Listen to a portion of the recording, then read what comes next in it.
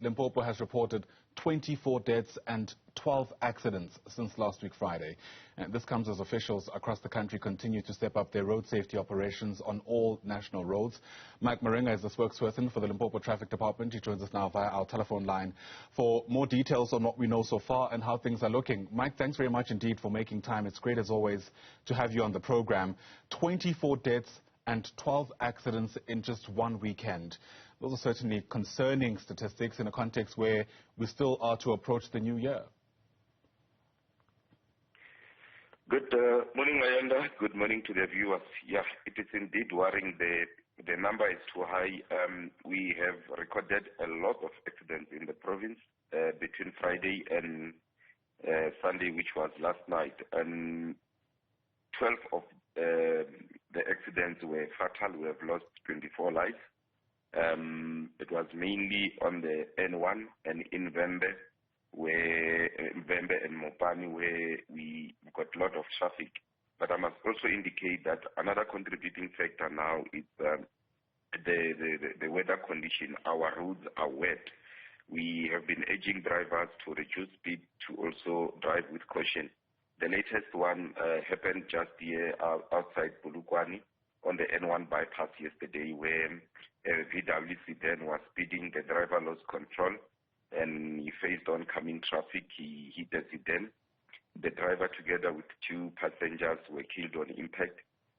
Another passenger is very critical, was rushed to the provincial hospital.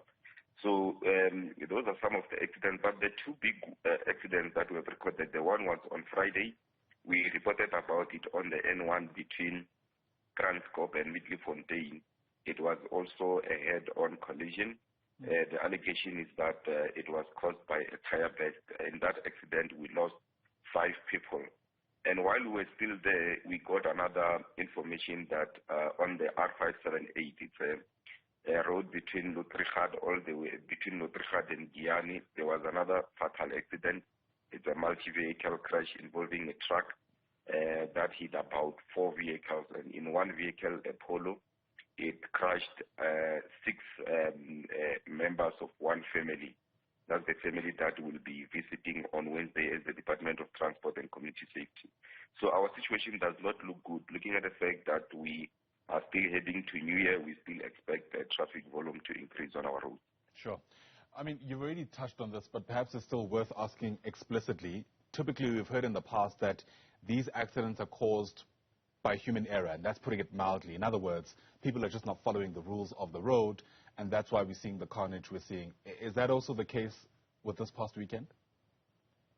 Yes, it was the case. Let me give you an example. We had an accident in Vembe where a driver of a buggy or a loading van decided not to stop at the stop sign, drove straight, crashed into the oncoming traffic, and 2 people were killed in that accident. And in other accidents, you could see that people are overtaking recklessly, but speed remains the number one killer. We have been making a plea that our motorists need to reduce speed, but even when our roads are wet, even when there's so much traffic, people still opt to speed. You may have seen in the past week we have arrested several drivers who were speeding on the N1. One driver clocked around 202 kilometers per hour. So you can see that people have a total disregard of the rules. They don't want to obey the rules of the road. People are very impatient on the road. So reckless and negligent driving is also another contributing factor to the numbers that we are seeing in the province. And we are hoping that with the messages that we are spreading now, with the pictures and videos that are being shared, people will understand the situation that we are at, so that they can, the mindset can change, the behavior can change, the attitude can change, so that we reduce the number of accidents that we are seeing on our roads. Yeah, the visuals are certainly horrific, and all of this a cause for great concern. Mike Maringa, thanks very much indeed for letting us in on what we know so far. Hopefully the situation improves as time goes on. Mike Maringa is the Limpopo Traffic Department spokesperson.